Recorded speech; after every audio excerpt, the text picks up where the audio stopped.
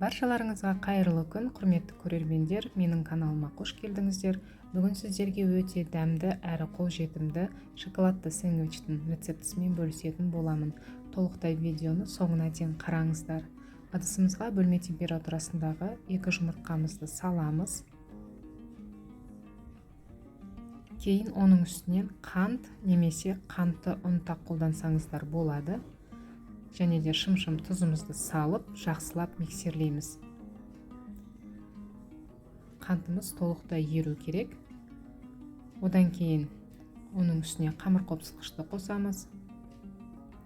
Ертілген сары май, егерде маргарин қолдансаңыздар, жоғары процентті болғаны дұрыс.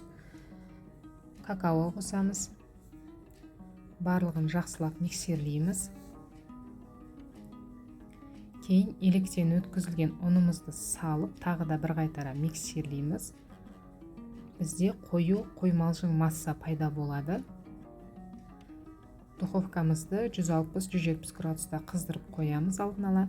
Одан кейін кондитерлік мешекке салып, дәл видеодағыдай жасап шығатын боласыздар. Егерде вупипайдың насадкасы болса, соны да қолдансаңыздар болады.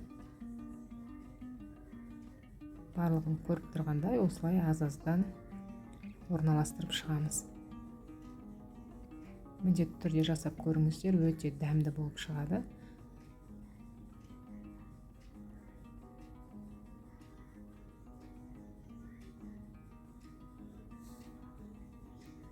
(160-170 градуста 20-25 минут аралығында пісіп шығатын болады. Ендігі кезекте кремімізді дайындаймыз. Еріп тұрған сары май және де қантымызды салып, жақсылап миксерлейміз. Кейін оның үстіне холодильниктен шыққан творожный сырымызды қосамыз.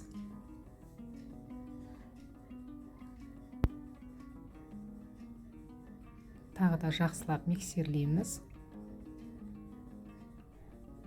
Бізде көріп тұрғандай осындай әдемі крем пайда болады. Біздің печеньеларымыз да дайын болды. Барлығын бір-бірінен келетіндей дайындап аламыз. Өте жұмсақ болып шығады.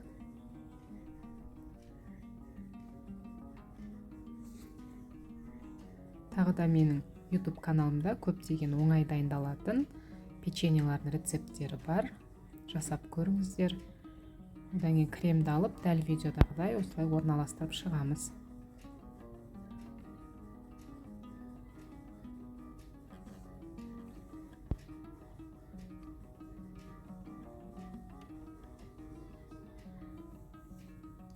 Бетіне шоколадты ганаш жасасаңыздар да болады. Не көріп тұрғандарыңыздай, бізде шоколадты сэндвич дайын. Міндетті түрде жасап, каналға тіркеліп, комментарий қалдырып, лайк басуды ұмытпаңыздар.